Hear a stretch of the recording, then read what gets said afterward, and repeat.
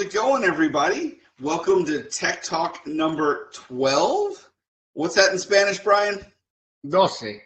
Dulce. There we go. Not dulce. That's like candy. Doce. Yeah, I'll just say 12. All right. Today's episode is let's talk about your private network.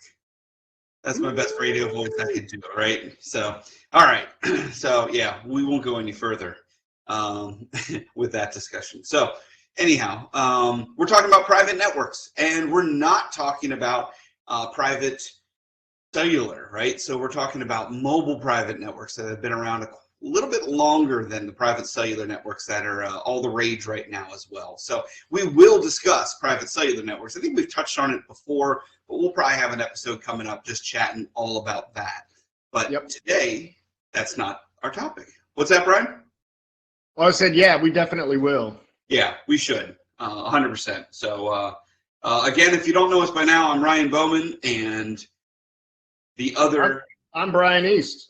Yes, that's Brian East, and together we make up part of the dynamic data team at Connect Us. So we're going to jump right into mobile private networks today, kind of discuss what they are, and just kind of give you a background that from a carrier standpoint, as you're out talking to customers and having discussions, that these are options that our customers can use from a security and efficiency standpoint. So let's get right into it.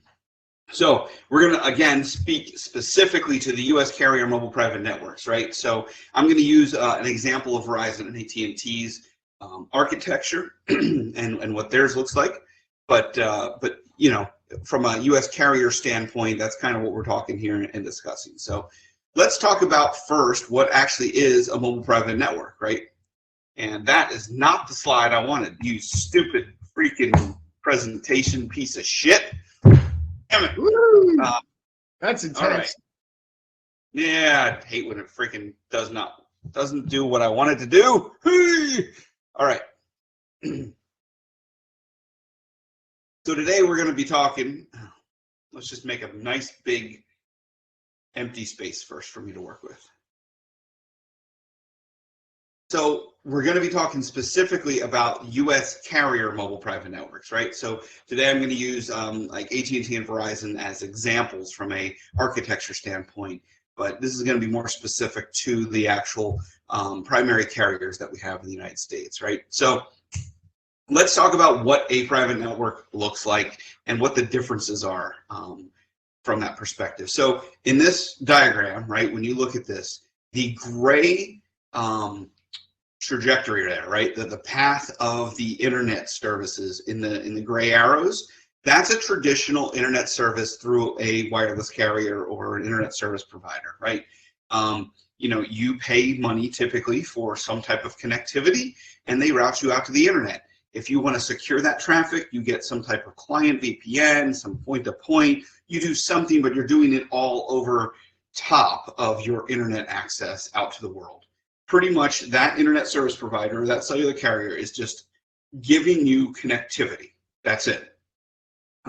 There's some inherently secure items in there from a traffic management standpoint and from the carrier standpoint in general, encryption and such.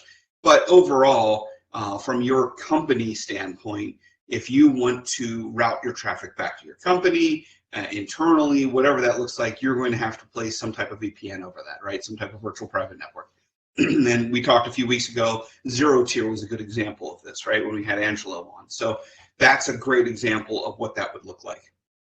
So the second component here, that blue component, is there is an option that the carriers offer for private network access. And what that really means is when you look at the connectivity from your phone, your router, your tablet, whatever that looks like, typically the way that traffic is carried and transferred, it goes from the device, the wireless part is to the tower, and then the tower back to that carrier's network, and then out to the internet, right? It's routed through their network and then out to the internet.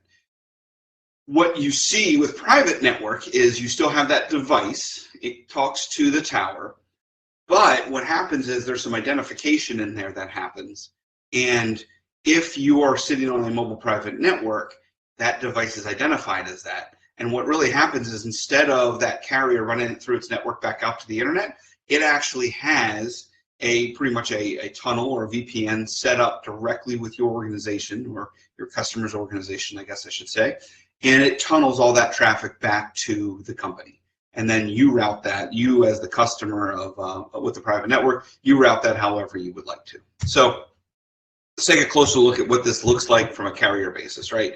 So this is an example from a Verizon perspective, and you can get this right on their website. Both of the diagrams I'm showing here are from their public websites as far as what their traffic route looks like, right? So as you can see, the LTE radio access network, the RAN, that's your tower, right? That's your network. Goes to the Verizon data network, and then where you see private network gateway, that's the true component there. When you have this set up with a wireless carrier, that's what's going to happen instead of going out to the standard public internet. The reason this is so important, and so the experience that this looks like for a company is the experience is no different than walking into an office and kind of plugging your laptop into the Ethernet port in your home office. So what happens is when the carrier creates this private network with the customer, they actually advertise that company's IP space. So the company would carve out an IP network that they want for their mobile devices, and they can do multiples, but nevertheless, whatever they want to do from a private IP standpoint, not public IPs, it can be their own private IPs. And so what happens is the carrier kind of assigns, either static or dynamically, usually it's static, each device. So if you have 100 sales guys out there and they all need access to your private network, let's say we all run a company and we have 100 sales guys, right? Or salespeople. What we're looking at from that perspective is we could assign each one of their laptops, their tablets, whatever it happens to be, an IP address, and they would be pretty much from the moment they boot up and they're on cellular connectivity with that carrier, in this case Verizon, they would actually be inside our network, right? So we'll be looking like they're on our network. They can access any of our tools and our databases and any of the things they need to access, right? Applications. They truly are mobile, but yet on our network, which is why it's called a mobile private network. I'll tell you, very good name. As a secondary example, this again was pulled off of AT&T's website.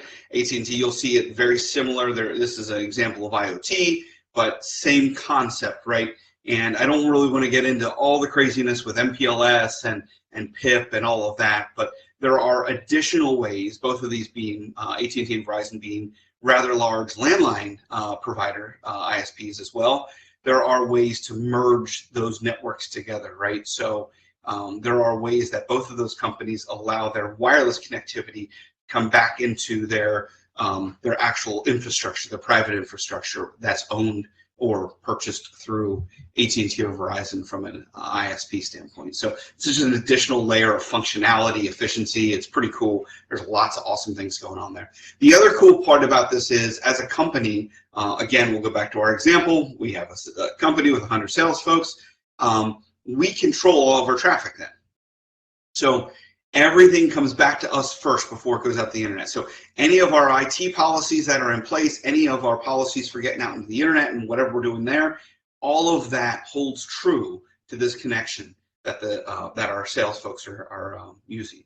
So that's a huge component, right? Because now I can be filtering my content. I can give them access to what they need. All of those rules apply now that they're out of the building. This is huge. Again, I was talking to somebody, I think we had a customer call the other week, we were just chatting about how COVID really accelerated so much of the remote work. And this is a great example of a tool that can really help when you have a lot of remote employees. This is pretty ginormous from that standpoint. So that's mobile carrier, or US carrier mobile private networks. And that's how they work. Again, really, really awesome from the ability to bring private IPs to your employees' devices without needing them to be physically in a location and plugged into your physical network, which is pretty awesome. So that's what we got. I guess it would be a tech non-tech of the week. So we're gonna record this. Low tech one last week too. Yeah, we dog did. And the walnut cracker. The dog, the walnut cracker. All right, so I'm going to explain something that we do at Connectus, and we do this really well, and we're pretty proud of it. But we work with a lot of customers who come to us and say, "Look, I'm putting a bunch of electronic components into an enclosure, and usually there's a router involved because it's going outside on a post on the pole, on a roof, right? Something like that. So you need some type of waterproof enclosure, and usually there's like a computer and power supply and a router and antennas and all that good stuff." So we're going to do two things today. We're gonna show you what the enclosure looks like empty, which is not near as exciting. And then what we'll do is when we are finished with the enclosure, we're gonna either at least share some pictures, or if I can have it here live when we're recording one of the next episodes, we'll actually show you what it looks like when it's fully complete, and it's pretty dang awesome. So, so this is what enclosures look like. Yay, right? Again, tech, non-tech. It's kind of non-technical, but at the same time, it really is waterproof. It's an empty enclosure. And so what you're going to see when this is completed is everything kind of installed around here, all the wiring completed. There will be some holes probably in the bottom because our customers need to access it or run power to it, and Ethernet and some items like that. And then of course the antennas will be installed on this as well. Anytime you're doing anything with cellular. Ideally, if you can, you want to get that cellular antenna outside of the enclosure. Obviously, all watertight, and from that perspective. So again, nothing super crazy today. However, wanted to just kind of throw that out there that I don't know if everyone knows what we do. And so those are some of the different services we provide. We have customers where we build these types of enclosures, and then what we'll do is we'll actually warehouse them and ship them out as needed as those customers are installing them across the country. So just another really cool thing that we like to do and can help out with customers and show some advantages and help them out with their growth. So yep, and we bring superior expertise to the mix. You're right. It's about asking the right questions. And Ryan, you were working more intensely with this enclosure project, and there were a lot of questions that needed a lot of complex answers, but that's where that expertise comes into play. Yeah, 100%. And it's not just us, right? I mean, Brian and I are one part of this equation, but we've got project management and field deployment. There are a ton of other entities that are part of that team that are discussing that with our customers and our partners and making sure we dot the I's and cross the T's. So that's a really perfect statement there, Brian, that it really does. While Brian and I are sharp and we got the tech side down, there are so many other facets and sides to this conversation and solution that you want to make sure you have all of it involved and engaged. So anyhow, that's what we got for this week. I still can't say dulce. So I can say dulce. Did you say it's ice cream? It's like candy, and nowadays it's kind of colloquially used in some regions as like any kind of dessert. But ice cream is helado. It's probably because I sometimes can order a cinnamon dulce latte when I'm at Starbucks. That's probably why I have that word in my head. So which are very good, by the way. They took them away and then they brought them back. It's a whole thing, but they brought them back for a reason because people liked them. All right, so McRib. Ooh, yeah, nope, I can't get down with McRib. Sorry, I know there's like a whole weird following to that, but yeah. Hey, you should take a COVID test because you have no taste. Oh, boom. Wow. Good, man. That's savage, isn't it? That was really good. That was burn. Anyhow, on that note, continue to check us out on social media and look for us popping up and doing all kinds of crazy cool stuff. And some of our different solutions we are sharing on LinkedIn and YouTube and all that good stuff. And until next time, as always, have an amazing day. Stay metal. Thank you, everyone.